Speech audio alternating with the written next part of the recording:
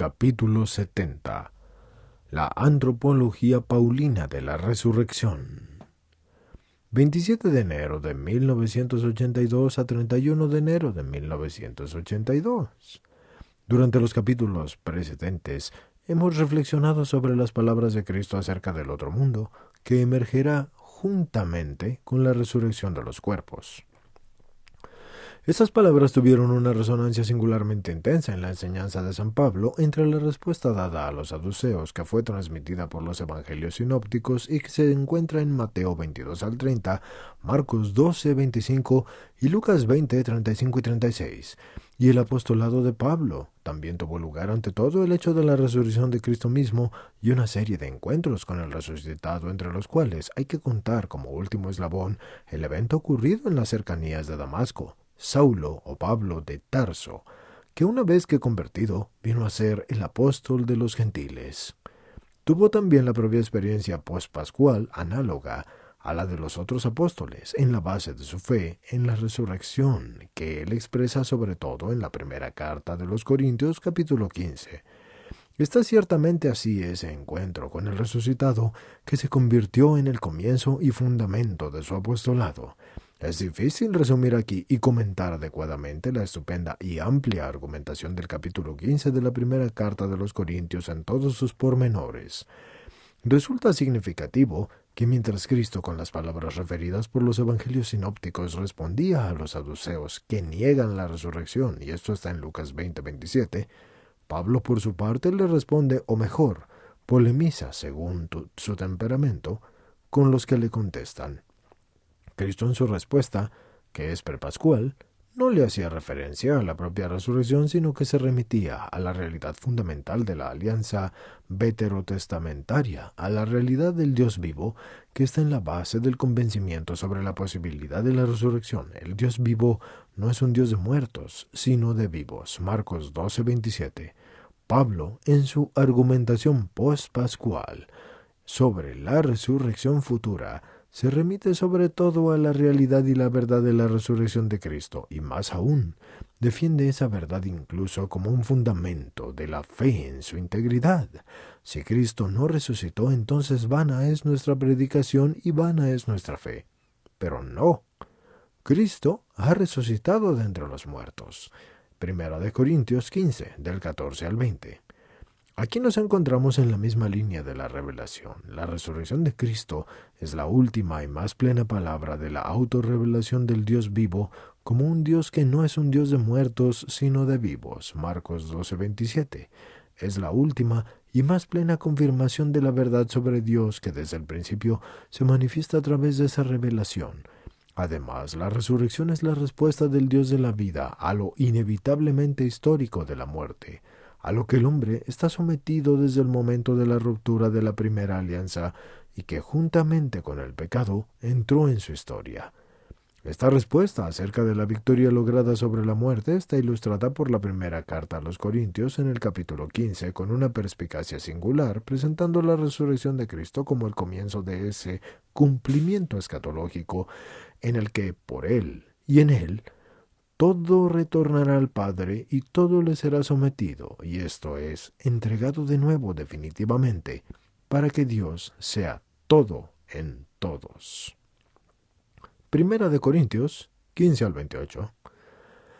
Y entonces, en esta definitiva victoria sobre el pecado y sobre lo que contraponía a la criatura al Creador, será vencida también la muerte. El último enemigo reducido a la nada será la muerte. Primera de Corintios del 15 al 26. En este contexto se insertan las palabras que pueden ser consideradas como una síntesis de la antropología paulina concerniente a la resurrección, y sobre esas palabras convendrá que nos detengamos aquí más largamente, porque en efecto leemos en la primera carta a los Corintios 15 del 42 al 46 acerca de la resurrección de los muertos. Se siembra en corrupción y se resucita en corrupción, se siembra en ignominia y se levanta en gloria. Se siembra en flaqueza y se levanta en poder. Se siembra en cuerpo animal y se levanta en cuerpo espiritual. Pues, si hay un cuerpo animal, también entonces hay un cuerpo espiritual, que por eso está escrito: el primer hombre Adán fue hecho un alma viviente. el último Adán, un espíritu vivificante. Pero no es primero lo espiritual sino lo animal y después lo espiritual.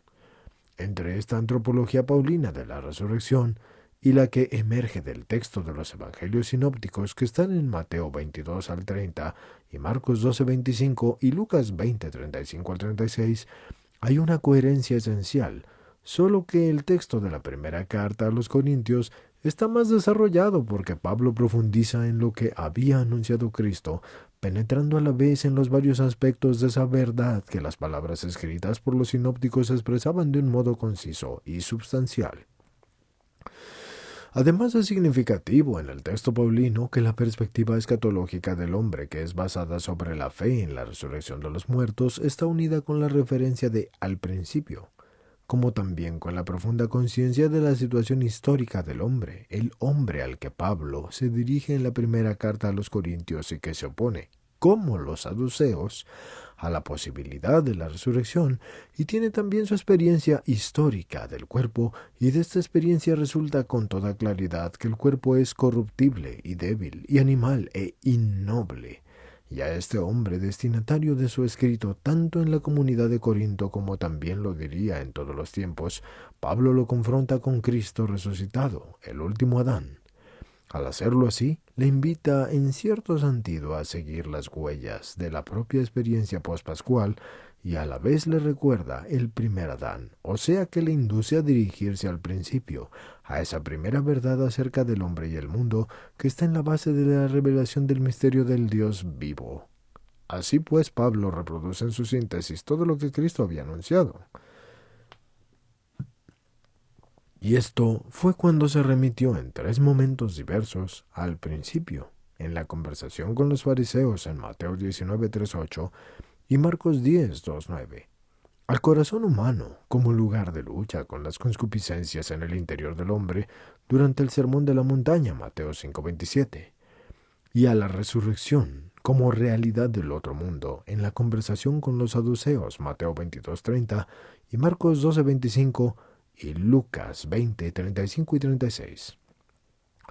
Al estilo de la síntesis de Pablo pertenece, pues, el hecho de que ella hunde sus raíces en el conjunto del misterio revelado de la creación y de la redención en el que se desarrolla y a cuya luz solamente se explica la creación del hombre según el relato bíblico.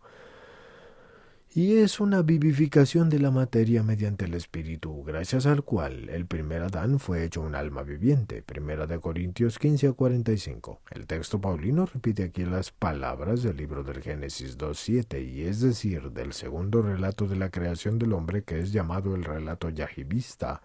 Por la misma fuente se sabe que esta originaria animación del cuerpo sufrió una corrupción a causa del pecado, aunque en este punto de la primera carta de los Corintios el autor no habla directamente del pecado original, y sin embargo la serie de definiciones que atribuye al cuerpo del hombre histórico escribiendo que es corruptible y débil y animal e innoble, indica suficientemente lo que según la revelación es la consecuencia del pecado, lo que el mismo Pablo llamará en otra parte esclavitud de la corrupción, Romanos 8:21.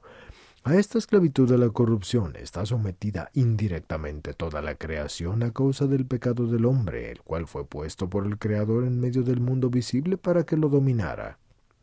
Génesis 1:28.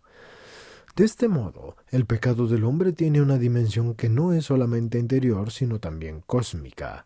Y según esta dimensión, el cuerpo al que Pablo, de acuerdo con su experiencia, caracteriza como un corruptible y débil animal innoble, manifiesta en sí el estado de la creación después del pecado.